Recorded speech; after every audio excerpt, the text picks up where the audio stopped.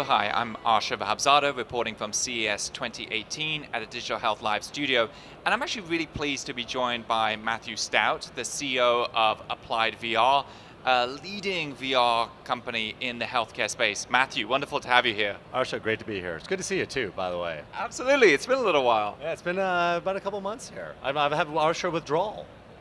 It's a common thing. No, I'm just joking. So, Matthew, it's actually a diagnosis. Absolutely.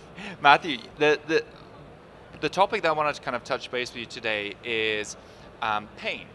And I know that you're looking very closely at pain using VR and a variety of biosensors. So why pick pain? Why is that important?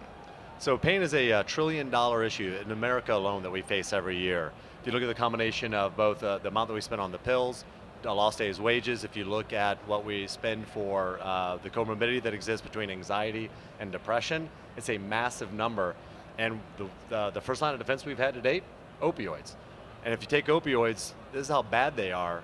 If you take 1 day of opioid supply, it's 6% chance of being addicted, 1 week, 15% chance, and 1 month, 50% chance, or near 50% chance of getting addicted a year from now. And just last year, over 62,000 people died from drug overdose. That's more than the entire US casualties in the Vietnam War for the entire period. So it's a huge issue.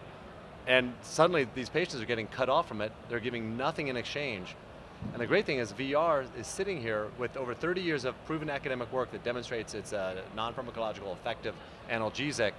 And suddenly the technology, what all CES is all about, is we're at a point where we can bring this to scale in an affordable manner.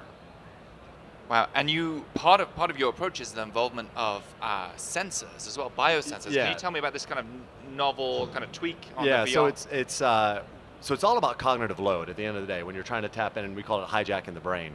And what's amazing is we can start using our own body to help us heal ourselves. You can do some powerful things. This idea of biofeedback has been around for years and years and years.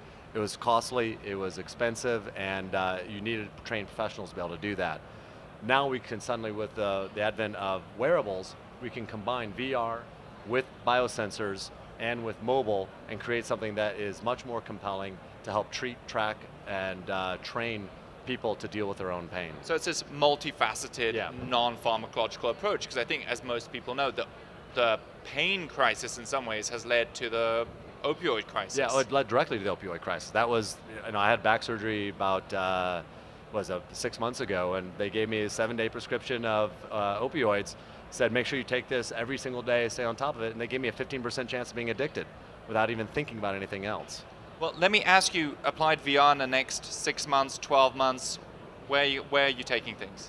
We've been all focused on the acute side of things, going with an opioid sparing strategy inside the hospitals, but where we're really excited by is be able to go to the patient, enable them to use this type of tool in their own home. And so we're going after the chronic pain space, which is a massive space and a massive need in America. Matthew, a pleasure as always, and outstanding work. Good luck with Applied VR. Great, and Arsha, I'll see you at South by. Sounds wonderful, thank you. Great stuff. This is Arsha Vahabzada reporting from CES 2018, joined by Matthew Stoudt at the Digital Health Live studio, presented by United Healthcare.